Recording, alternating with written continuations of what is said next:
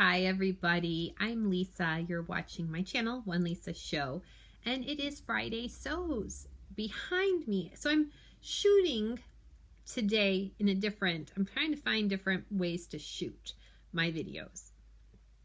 This is from my sewing desk in my closet pointing out. So you can see there's a window and the blinds are up because Penny's there. Because Penny's there. And this way I can talk and there might be a couple of barks. And that's our backyard. There's nothing out there. I don't know what she's barking at. Yep. Yeah, but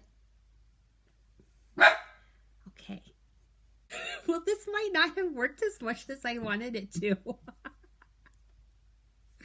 Just give me 5 minutes, Penny. Okay, back to the One Penny Show. My name is Lisa, and as she's there, I wanted to share some makes. I'm going to do a review video, so I don't want to share too much, but one thing that I made this week that I am really happy about is New Look 6197, which is a unisex. Well, they have a men's and a women's sizing and variations of just a simple camp style shirt. So I think the only difference is there are darts in the women's version. It does have a pocket. It did not call for an inside yoke, but I put one in anyway because I personally like that better. And it's a short sleeve camp shirt. And I made this out of some fun quilting cotton from Joann's, and it has some cats in different positions, and they all have the Day of the Dead with skeletons. So it's kind of going to be like a Halloween fall shirt. I made it. I will not insert a picture today because I want to do a pattern review of this pattern because I had a couple of things that I thought were maybe critiques. I'd still call myself a confident beginner. And so I'd like to talk about it in a separate video. So not too much to spill, but that was something I worked on all since last week, and I'm really pleased with it. I'm looking forward to wearing it. The other thing I made was actually 2 weeks ago. And this might not seem like a lot to anybody, but I think I'm actually going to do a video because I have one more set of these D-rings. But I made just a simple D-ring belt with no pattern. I made my own up. And I really like this. Was some suiting fabric that I had extra of, and I made a pair of pants with. And the pants are kind of getting a little loose on me because I have been losing a little weight, or my shape has been changing. I don't think I've lost too much weight, maybe a few pounds, but I'm definitely have a shift in my weight distribution. My pants are a little looser on me. It's not to say that I'm necessarily losing a lot of weight, but maybe my body is toning up, and I've been walking a lot. So I think that it's more of I'm toning up, or I'm getting more muscle. So the weight number hasn't changed, but I definitely feel looser in the pants. I'm wearing pants that I have not been able to fit into for 2 years. I wore a blouse the other day that did not fit me a couple of years ago and fits me now. So I think I'm just, there's a distribution of volume. So I made this simple D-ring belt. I was really pleased with it.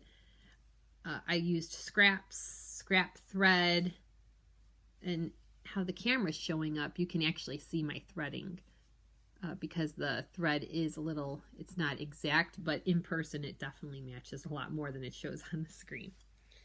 So those are the two makes. I've been wearing this with jeans. I've been wearing this with every pair of pants that needs a belt right now because this is, to me, navy blue is a neutral. Plans this weekend. I put out a video the other day with Penny's hanging out there, but I put out a video the other day where I have a lot of fabric here on this guest bed and on the nightstand and lots of patterns, and I've been playing the pattern match game.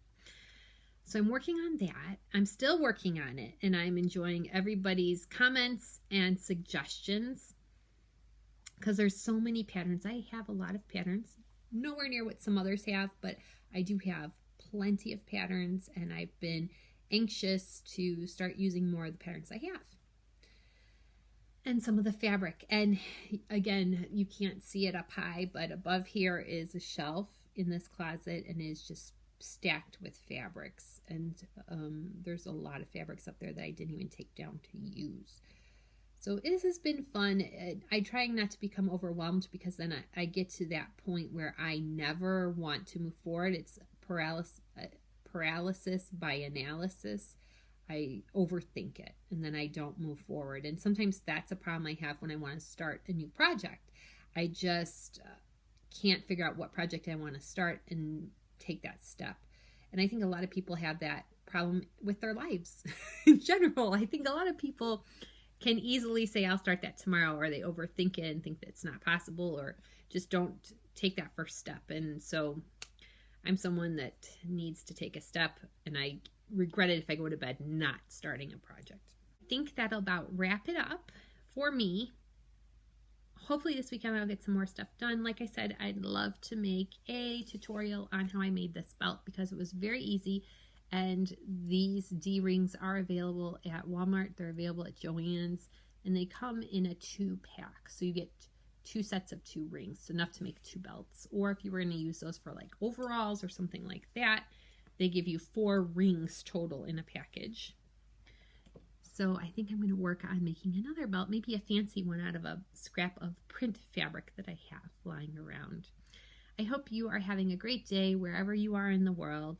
Oh, let me mention, I've been watching Joann this week, and Adam So's did a live sew along where he made a basket, and I think it's Minky Kim is the designer. For some reason, I think I'm saying the name wrong, or I'm not remembering the name correctly. But he did a live sew along. So if you have an opportunity to catch that sew along on the replay, do so.